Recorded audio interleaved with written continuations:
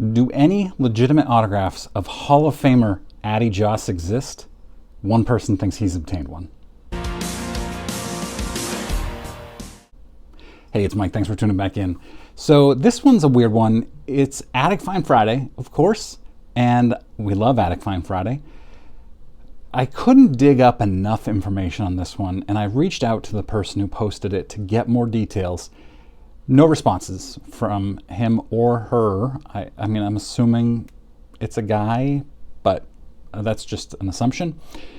I'm going to dive in here in a minute, but it is pre-war baseball, which pre-war isn't my jam, but I love learning about it. I just don't know a lot about it. And so I love learning about it. I love sharing what I learn. And it's about a Hall of Famer who died young and has no autographs out there, legitimate, that we're aware of. And there's no satisfying ending to this, and so I'm going to apologize in advance. It's just an amazing story, and I think is really, really cool. So let's jump in. But first of all, Attic Find Friday, as always, is brought to you by Just Collect, led by Leighton Sheldon, one of the top buyers of vintage cards and collections in the country. I'm sure Leighton would love to get his hands on an Addie Joss autograph.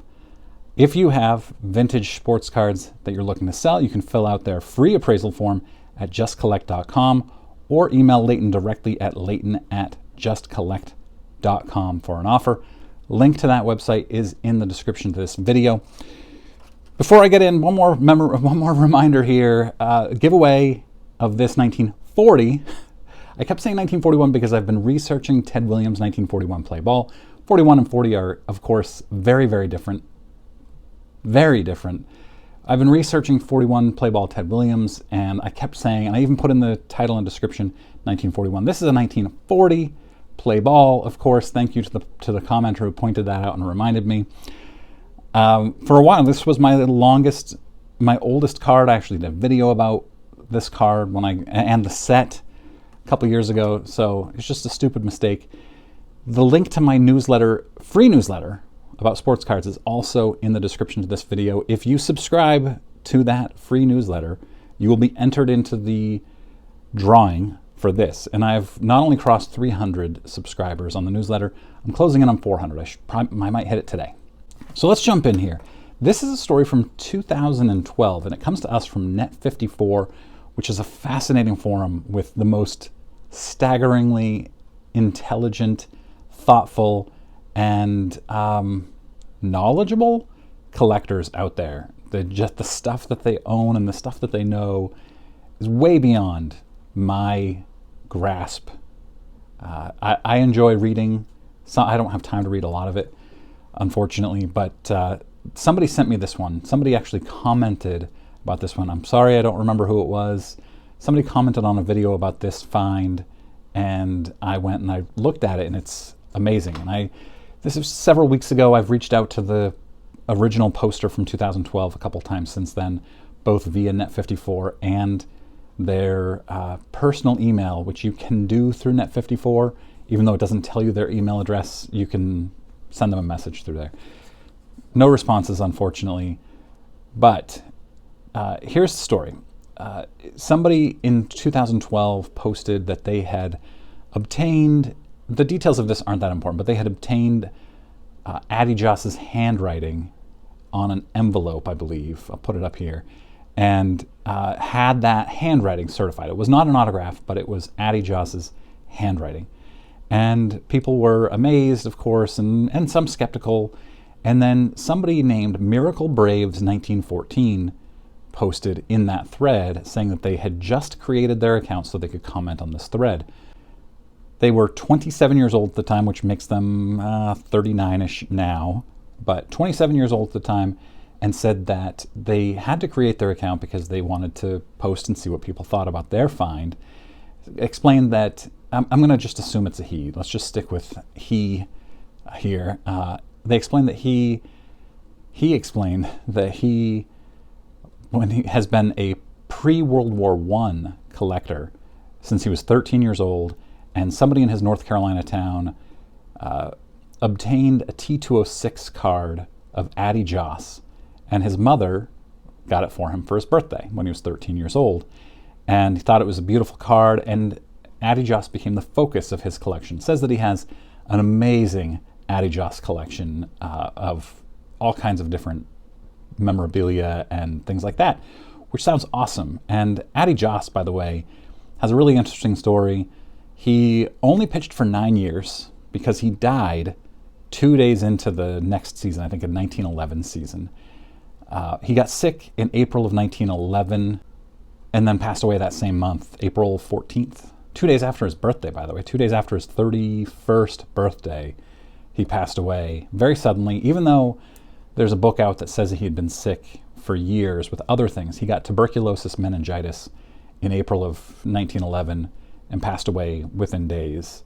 So he had only pitched for 9 years, but during that 9 years, he had a 45 WAR. He still, to this day, has the lowest WHIP in Major League Baseball history at 0.968. Now, you look at some of the best seasons in history, and they're right around that. And he did that for 9 straight seasons. Pretty staggering. He led the league in wins once, ERA twice. He, as I said, he only pitched for 9 seasons. And the minimum to get into the Hall of Fame is 10. But the Hall of Fame passed a special resolution in 1978, I think, or 77. And then they inducted him in 79. So he is a Hall of Famer, deserves to be a Hall of Famer. I like when they pass that type of resolution, when you know that a guy was going to be a Hall of Famer. If he had just gotten one more season and eligibility, I'm all for that. I like that kind of thing. Rules are meant to be broken, right? Another interesting thing about Addie Joss is that he was worried, because back then they didn't make much money as baseball players in the early 1900s. He was worried about his earning potential after he finished his career, so he started writing for the local newspaper baseball analysis. He wanted to become a journalist.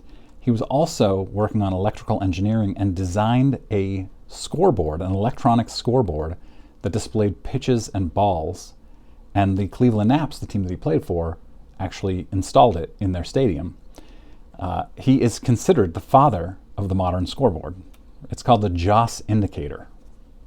Fun little fact. Additionally, he pitched the 4th perfect game in Major League Baseball history back in 1908. So just a really interesting historical pitcher to me.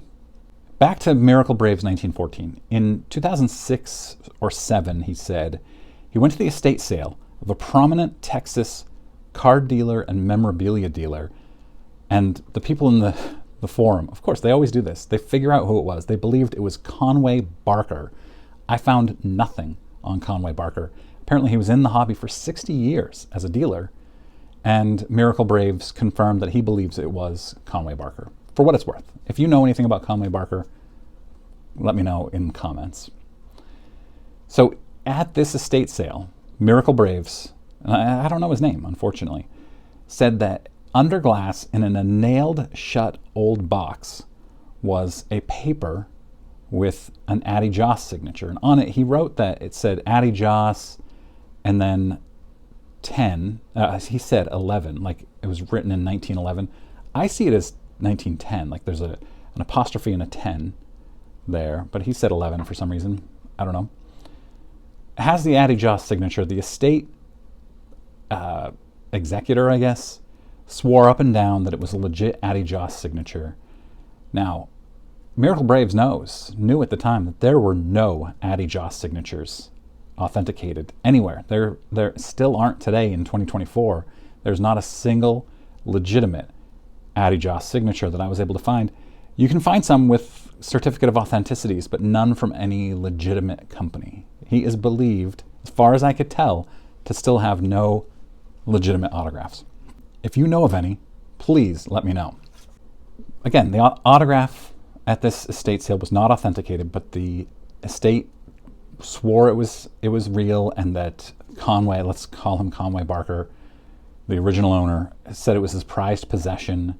So Miracle Braves bought it for a very, very reasonable price on good faith and a hunch, he wrote. Miracle Braves could not afford to authenticate it through PSA and didn't trust putting it in the mail. So he was asking for opinions, and was hoping to find somebody who could give him a better idea of whether it was authenticated. People were skeptical. They were comparing the handwriting in the original authenticated letter or envelope, I guess, to Miracle Braves' autograph of Addie Joss, and they were finding some differences there. Some people believed it, that it was real, some didn't, but they gave him the number to somebody who's apparently the greatest autograph authenticator, it sounds like, of pre-war kind of players.